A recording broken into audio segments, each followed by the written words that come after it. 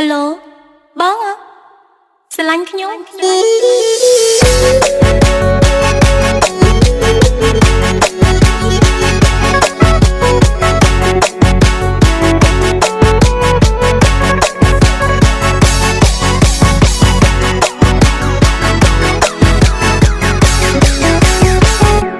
អ្នកណាទៅ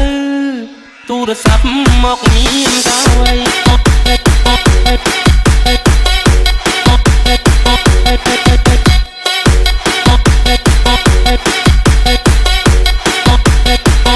ទូរស័ព្ទមកក្រា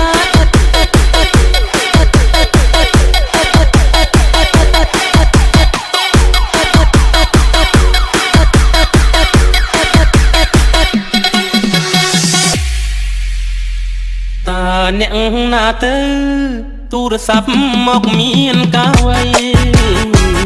ទូរស័ព្ទមកស្រីឲ្យបងជប់ចាប់ម្លេណូញញឹមទៅសួរឆ្លើយចាស់ផ្ដេចដួលទាំងចិត្តត្រេកអរអូនធ្វើឲ្យបងវឹកវរអង្គុយឈរព្រោះចាំចរណៃសន្យាចាំទេ